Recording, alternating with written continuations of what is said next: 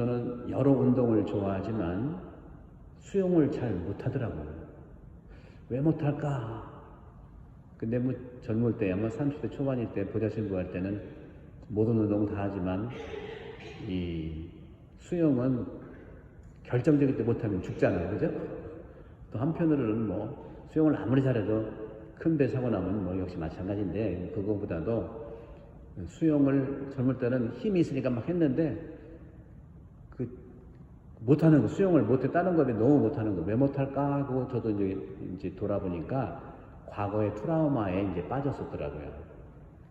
어렸을 때 이제 해빙기 때 2월 한 초중순경에 대전에는 이게 그 앞에 이제 대전역 앞에 강이 하나 있어요. 목적 강이가 있는데 거기 가지고 이제 그 얼음이 이렇게 얼면은 좀 녹게 될 때 움직이니까 굉장히 유명한 거니까 얼음을 타고 막 놀았단 말이에요. 그러다가 쏙 빠져버렸어요. 제가 빠져가지고 물을 한 두세 번을 먹었어요. 푹 들어갔다가 또 나와 먹고 푹 들어갔다가 한 세 번 정도 나오니까 먹으니까 배부르더라고요. 근데 그때 이제 제 형이 손을 잡고 꺼내준 거예요. 아, 이래서 내가 수영을 못하는구나. 왜? 물에 빠졌으면 뱀처럼 자기 자신의 습관을 깬다는 건 뭐냐면 과거로 돌아간다는 것이 아니라 그 습관을 깨야만 새롭게 태어나는 건데, 그래서 그런지 그 트라우마가 생겨가지고 물만 보면, 물은 제가 바다는 좋아하거든요. 근데 물속에 들어가는 참 어려워해요. 근데 어떤 분은 또 수영을 너무 잘하는 분이 있는데 그분도 역시 얘기 들어보면 물에 빠졌던, 그것도 바다예요. 그 바다. 저는 바다도 아니었는데 바다에 빠졌던 기억이 있는데 지금도 수영을 잘해요. 그래서 어떻게 됐습니까? 물어봤더니 그분은 그러는 거예요. 저도 꼬마 때죠. 저도 꼬마 때인데 다 어렸을 때인데, 그분은 이렇게 물속에 들어가서 이렇게 놀고 있는데 갑자기 모래가 푹 꺼져가지고 쑥 빠지는 거예요. 어이구 큰일 났다. 그러니까 뭐든지 이러한 그 일이때 가운데라든가 공포스러운 거라든가 어떤 그 사건이 있을 때 그 사건을 회피하면은요 저항이 되는 거예요. 오히려 그 사건 속으로, 그 고통 속으로 쑥 들어가면 살 길이 나오더라고요. 근데 그분도 역시 그렇게 얘기하더라고요. 쑥 들어가지고 막 어떻게 사람을 헤엄친다고 하는 건 저항하는 거잖아요. 그럴수록 또 빠져들다는 거예요. 그래서 아예 그냥 물속으로 깊은 곳으로 쑥 들어가 버렸대요. 꼬마인데 참 희한해요. 그죠? 쑥 들어갔더니 희한하게 들어가서 좀 움직이면서 이렇게 옆으로 해서 수영이 떠가지고 나온다는 거예요. 이게 바로 무저항이다. 무저항. 저항을 하면은 어떤 거든지 저항을 하면은 빠지게 되어 있어요. 그러나 오히려 저항하지 않고 그 고통 속에 깊이 들어가면 살 길이 나온다. 그러니까 과거의 내 습관들, 남아있는 습관들을 깨고 일어난다는 것이죠. 그래서 뱀처럼 수기롭다고 하는 것은 그런 의미에서 우리가 살아가면서 고통이 왜 없겠어요? 그죠? 그리고 또 불안이 왜 없겠어요? 오히려 그 고통과 불안 안으로 들어가서 거기에서 살아나는 새로운 힘이 생긴다는 것. 이것은 수영만이 아니라 우리 인생을 살아가는데 마찬가지예요. 고통이 아무리 힘든데 회피해버리면 그거는 무저항이 아니라 회피해버리면 또 빠지게 돼요. 오히려 그 고통 속으로 들어가는 거죠.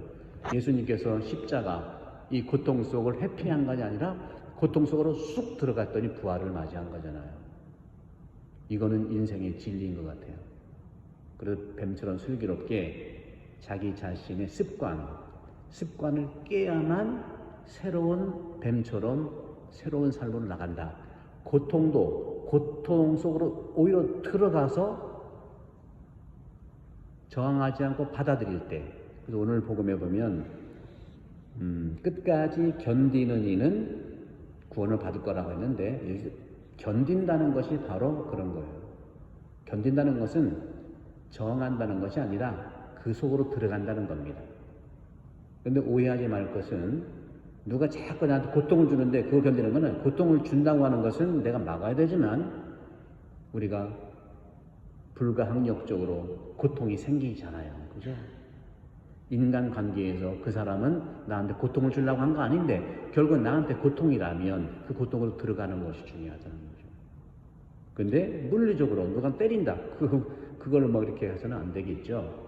그래서 견딘다는 것은 깬다는 거고요. 깬다는 것은 자각한다는 건데, 자각한다는 것이 깨서 일어나야 돼요. 항상 예수님이 깨어나라. 브레이킹, 영어로 브레이킹.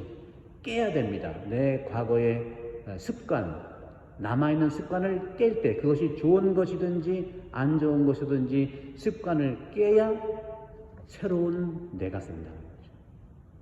창조는 그런 거예요. 좀 여러분들 어떻게 말씀을 어떻게 받아들일지 이해할지는 모르겠지만, 저도 무단히 과거의 내 습관과 내 말과 이 사고방식을 무단히 깨는 그런 훈련을 해 가고 있어요. 그런 점에서 주님께서 말하는 이는 너희가 아니라 아버지 영이라고 해요. 영이 뭐냐?